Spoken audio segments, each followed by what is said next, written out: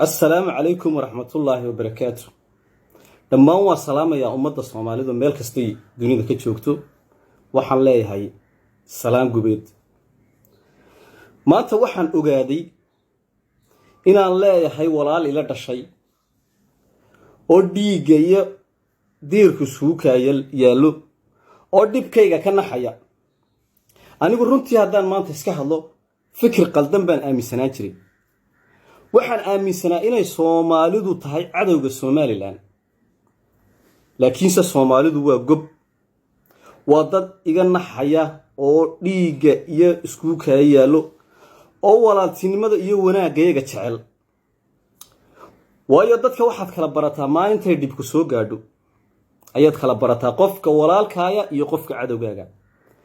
maanta waxaan halkan ka xaqiijinayaa dadka walaalihiin ee reer Soomaalidu meel kasta joogan inay yihiin dad walaala oo aan ku faraxsanahay maanta inaan ayna dareensiiyeen kalgacal iyo wanaag iyo ay noo muujiyeen dareenka nixitaan oo ay naga naxayaan dibkana soo gaaray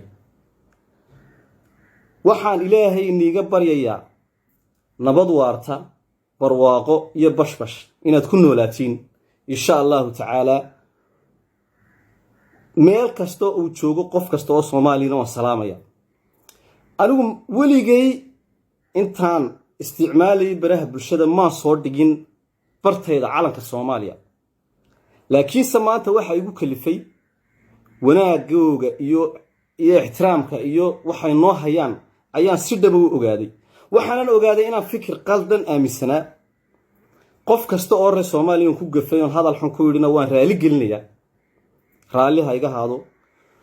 waxaana nigu bishaareynayaa inaad tihiin walaalahaye annaguna aan halka nigu haysano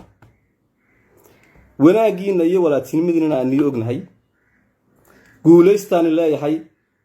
farxad iyo baraariyo bashbash ku noolaada ciidankeeda hayden walaal idinku waa ciidanka daldaliskeeda booliska khaaska ayaan ku nahay goorma jijiga ka soo baxdeen 9 saac